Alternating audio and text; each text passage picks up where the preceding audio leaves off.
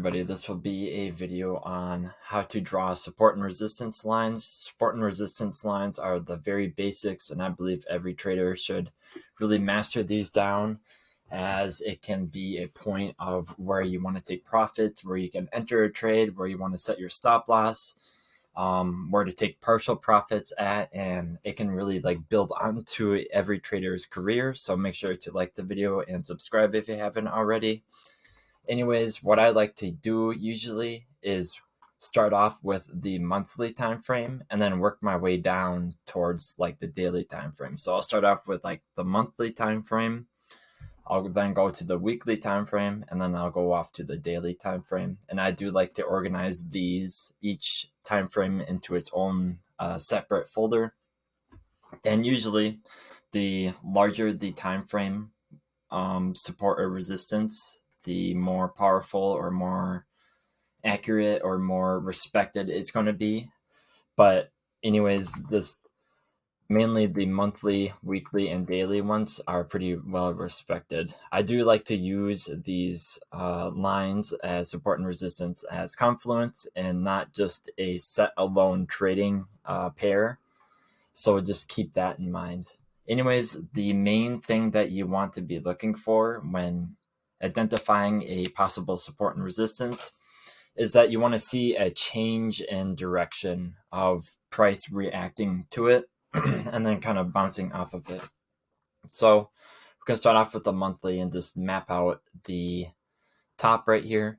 I do like to use bodies of candles. When I talk about bodies of candles, it's this thick portion of the candle compared to the wicks. This is called the wick of the candle. The reason being is that price tends to spend more time within the body of the candle, therefore it's much more accurate. And whereas wicks can be looked at as a fast movement in price. So just keep that in mind when doing support and resistance. Really, you can do support and resistance on any time frame, but for the sake of this video and for what I pretty much do for my own TA is I use the monthly, weekly, and daily time frame. So again, you can see a change in direction and the price came back down. So that is an important level to mark out. It is important sometimes if you want to stay more organized to color code your layouts or what the support and resistance is. And so for this example, I'll write down month, and then I like to copy and paste the coordinates. Really, it's really up to you. I know a few people are just write down M for month, and then they put it in their own sort of folder. So here we can do another one. Here, right here, we had a change in price movement. So it came up, rejected off of that, bounced off of this one. And so that is an important level to mark out on your chart. I do like to use the magnet tool too to help me kind of pinpoint what is going on. And so right here, here's another possible monthly time frame or support and resistance. And so you guys can keep on going, just looking back in price, and here's another monthly, here's a monthly, here's a monthly, here's another monthly.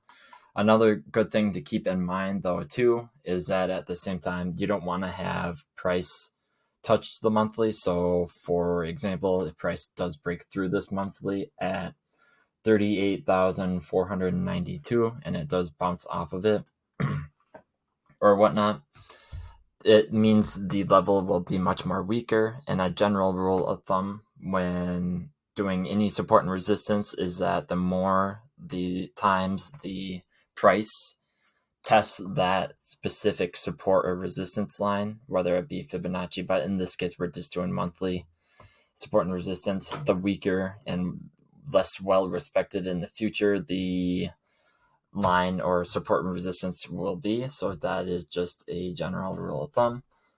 So then let's say we got all our monthlies marked out, so we'll put them in a folder, and here you can put them in a group of drawings. So we're just going to put a month, and we'll just turn them off for right now. Next, we'll go down to the weeklies, and again, we're looking for the same sort of thing, a change in price movement or price direction. And with weeklies, I like to keep yellow. here you'll just write down week. And then you look again for any possible changes in direction. Here is one. So we'll mark it out.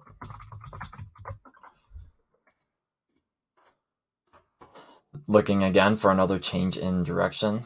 Here's one, but as you can see that if you go into like towards what the current price, it did bust through it. So therefore it's not as an accurate level or a significant level. But this one would be, as we did reject off of it.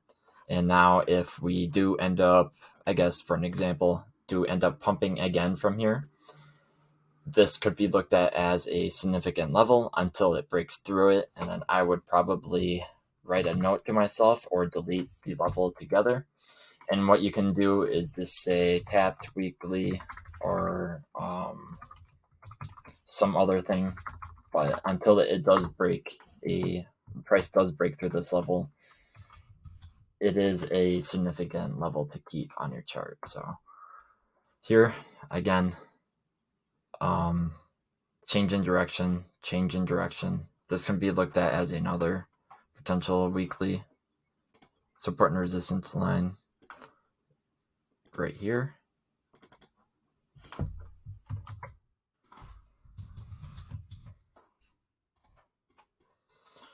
And then you guys can just go back in other price history and see, like, here was another change in direction. You would mark that one out. But however, if you do mark this one out, you can see that price did eventually break through it. And so it is not as significant anymore. So it wouldn't be as useful. So I'm just going to put these in a folder. Week. Next, we'll move on to dailies. And again, we're looking for a change in direction. So here's a local daily.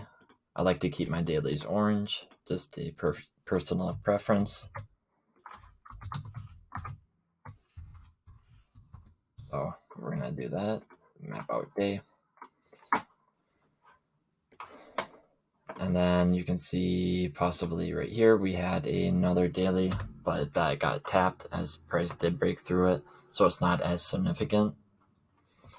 And just going back in time, we can see we have another daily right down here. So we'll just mark it out.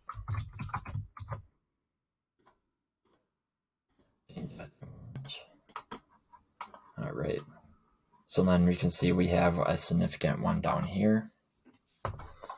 And then really another possible daily we could look at was right here as price did come up, bounce off of it, and then it changed direction again. So it caused a change in the upward direction since price was already kind of coming down right here, and then price did react off of this level, and then price then bounced up again. And as you can see now, this is a significant level. If we see that price has never again come back and touched this level, so on the way down right now, this could be a possibility of a support that could be looked at as a potential long trade.